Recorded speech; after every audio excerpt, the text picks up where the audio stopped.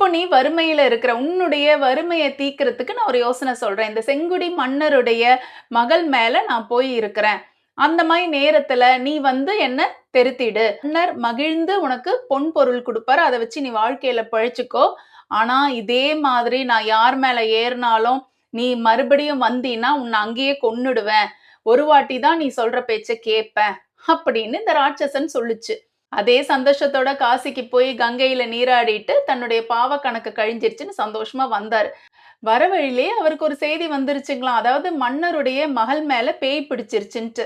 இந்த பிராமணர் நேரா மன்னர் கிட்ட போய் நான் உங்க மகளை காப்பாத்துறேன்னு சொன்னாருங்களாம். சரி எப்படியாவது ஏதாவது பண்ணுங்கன்னு சொன்ன உடனே இந்த ராட்சசனை போ இங்க இருந்துன்னு சொன்ன உடனே அந்த ராட்சசன் மன்னருடைய மகளை விட்டுட்டு போயிட்டாருங்களாம். மகள் சாதாரணமா ஆயிட்டாங்களாம். இத பார்த்த மன்னனுக்கு அவ்வளோ ஒரு சந்தோஷம். உனக்கு என்ன வேணும் அப்படின்னு கேட்டாருங்களாம். உங்களுடைய அன்பே போதும் மன்னான்னு இந்த பிராமணர் சும்மா இப்படி விட்டாருங்களாம். உடனே இந்த மன்னர் என்னுடைய மகளை நீ காப்பாத்தி கொடுத்திருக்கிற, அவ மேல நான் உயிரே வச்சிருக்கிறேன். அதனால உனக்கு 4 கிராமத்தை எழுதுறேன். பொன் பொருள் எல்லாத்தையும் உனக்கு கொடுக்குறேன்னு சொல்லிட்டு நிறைய கொடுத்து அனுப்பிச்சாருங்களாம். இந்த பிராமணர் இப்போ ஏழை பிராமணர் இல்லையா, பணக்கார பிராமணரா. உடனே ஒரு அழகான பெண்ணை பார்த்து கல்யாணம் பண்ணிக்கிட்டு சந்தோஷமா வாழ்ந்தாருங்களாம். வாழ்ந்துட்டு இருக்கிற நேரத்துல பக்கத்து ஊர்ல அதே மாதிரி மன்னருடைய பெண் மேல பேய் வந்துருச்சு. உடனே அந்த ராஜாக்கு யாரோ இந்த பிராமணரை பத்தி விஷயத்த சொல்லியிருக்கிறாங்க. அந்த ஊரு ராஜா பிராமணர் அழைச்சிட்டு வர சொல்லி இருக்கிறாரு. இந்த பிராமணருக்கு கை கால்லாம் நடுக்கம். ஐயையோ இந்த பிரம்ம ராட்சசனை மறுபடியும் தெருத்துனா நம்மள அங்கேயே கொன்னுடுவானே, நான் என்ன செய்யறதுன்னு புரியலையேன்னு மனசுக்குள்ள பதட்டத்தோட போனாருங்களாம். ஆனா வெளிய காட்டிக்கலையாம். அங்க போன உடனே பிரம்ம ராட்சசனை பார்த்து இங்க இருந்து போயிடுன்னு மிரட்டினாருங்களாம்.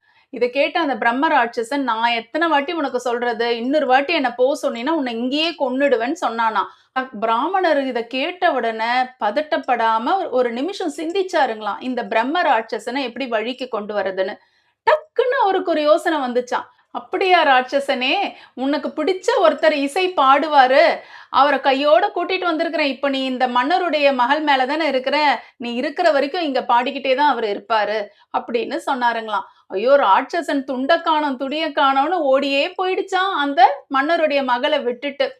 இந்த குட்டி நாட்டுப்புற கதையில இருந்து நம்ம ஒரு விஷயத்த தெரிஞ்சுக்கலாங்க. ஒரு பிரச்சனைன்னு வந்துருச்சுன்னா நம்ம அதை கண்டு பயந்து ஓடக்கூடாது. அந்த பிரச்சனையை எப்படி நம்ம வந்து தீர்க்கிறதுன்னு யோசிக்கணும். இந்த குட்டி கதை உங்க எல்லாருக்கும் பிடிச்சிருக்கும்னு நினைக்கிறேன். அடுத்த குட்டி கதையில உங்களை சந்திக்கிறேன். நன்றி, வணக்கம்.